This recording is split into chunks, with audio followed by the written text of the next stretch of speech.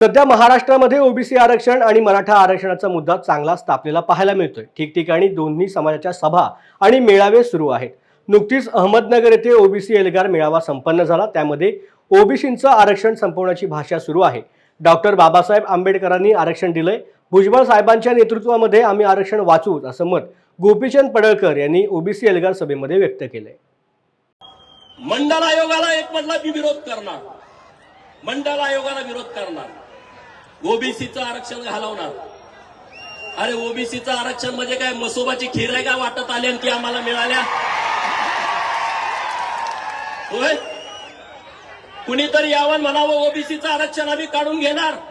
अरे ते काय आमच्या मसोबाची खीर आहे का वाटली आणि कुणी घेऊन गेला घरी? अरे ओबीसीचं आरक्षण डॉक्टर बाबासाहेब आंबेडकरांच्या संविधानानं आम्हाला दिलाय आणि माननीय भुजबळ साहेबांच्या नेतृत्वात त्याचा संरक्षण करणं ही आमची जबाबदारी आहे। आणि त्यामुळं तुम्हाला कुणाला चॅलेंज करायचं त्यांनी करू द्या, मंडल आयोगाला करा, आणखी कशाला करा। तुम्ही आज आमच्या सरपंच पदावरती डोळा ठेवलाय, तुम्ही आमच्या पंचायत समितीवरती डोळा ठेवलाय, तुम्ही आमच्या जिल्हा परिषद सदस्य पदावरती डोळा ठेवलाय, नगरपालिकेच्या महानगरपालिकेच्या नगरसेवक पदावरती डोळा ठेवलाय, महापौर, जिल्हा परिषदचा अध्यक्ष, पंचायत समितीचा सभापती यावर तुम्ही डोळा ठेवलाय। पण लक्षात ठेवा, तुम्ही आमची सरपंची घ्याल, आम्ही तुमची आमदारकी घेऊ।